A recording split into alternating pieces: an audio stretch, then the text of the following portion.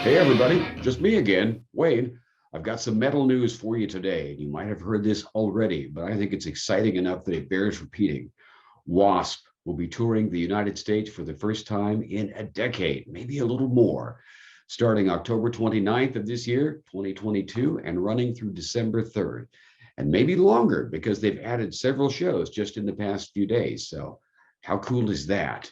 And the answer is very cool.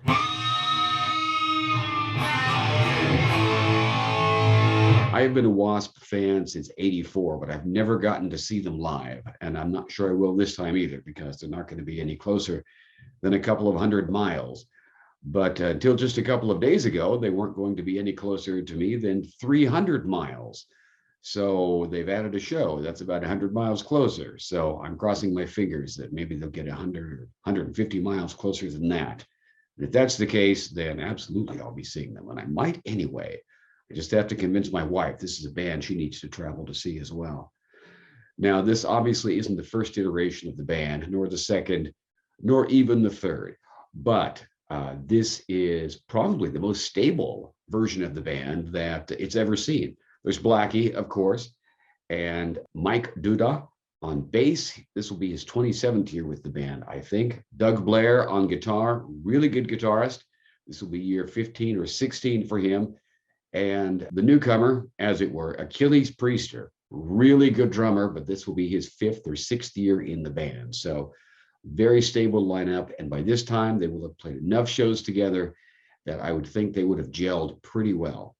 I've watched some videos of shows they've done in Europe over the past few years, and the guys seem to have it down. Now, I first heard of this news because I listened to an interview that Eddie Trunk did with Blackie just a couple of weeks ago. I'll put a link to that interview in the video description below. And Blackie's got some interesting things to say, including the fact that they're going to play nearly 2 hours on each show. And it sounds like no two shows will be quite the same because they will have a core set list. But Blackie is going to use that expansive time to work in some songs that he says he is infrequently and sometimes even never played live. So that could be very cool because there certainly are some songs that, as far as I can tell, they've never played live that, or very seldom, that I would love to hear them do. Now you're asking yourself, what will these songs be? Aha, I'm glad you asked. From the first album, Love Machine and I Want to Be Somebody, these you could bet your bottom dollar are going to be in the set list. Now, how about Animal? People apparently have been clamoring to hear Animal live again for quite some time, but Blackie's religious convictions have kind of gotten in the way of that. And also, as he states in the interview with Eddie Trunk, they started doing much more serious material in the mid-90s, and throwing Animal into the middle of that really creates kind of a mixture of messaging that doesn't go too well together. Personally, that has never been my favorite song of the band. And honestly, I don't think that song has aged nearly as well as most of their other material has, but it would still be kind of a kick to hear it. Now, off The Last Command, Wild Child, that is a given. Blind in Texas, that's very nearly a given. From Inside the Electric Circus, you've got the title cut, and maybe I Don't Need No Doctor. That one looks kind of questionable. From the Headless Children, you've got the title track, and even more likely than that is The Real Me, Blackie's cover of that song by The Who. Then we jump to the Crimson Idol, and the Crimson Idol seems to be second only to the first album in terms of number of songs they have routinely played. Chainsaw Charlie and The Idol and Arena of Pleasure. Also, there seems to be a good chance that they'll play. Now, it sounds like we can pretty much skip re-listening to Still Not Black Enough, because as far as I can tell, they've never played anything from that live, ever. And that gets us then to KFD, which songs they've played only very, very infrequently and not in a long time. It'll be almost 17 years since they played anything off that album. But since this is celebrating their 40th anniversary of touring, of being together, I guess. Blackie says it's going to be kind of a retrospective set. So hopefully there'll be something off nearly all the albums.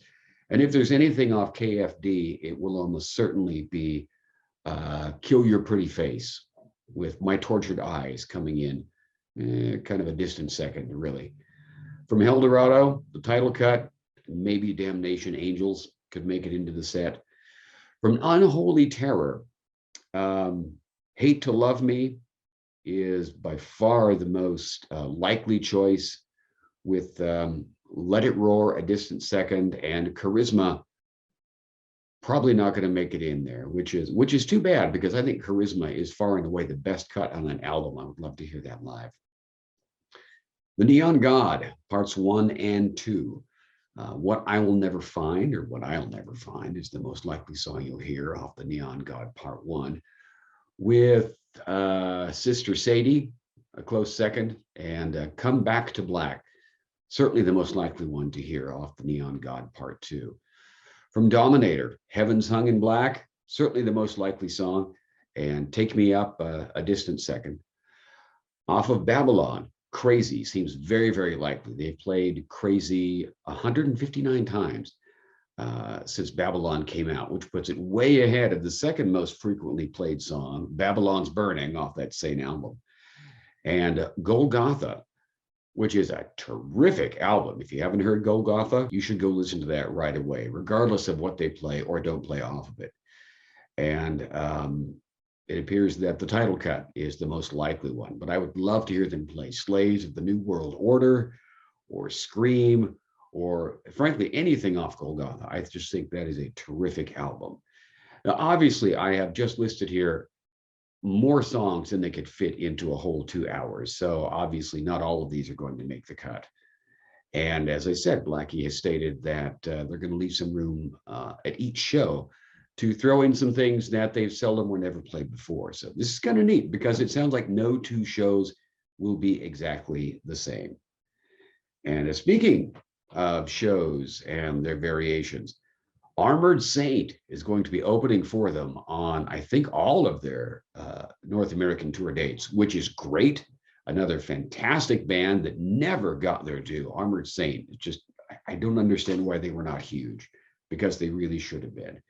And Michael Schenker will be joining the band for just a few dates in Texas, a couple of dates in Texas, and their date in Oklahoma, as the tours cross paths on their way going different directions in the US.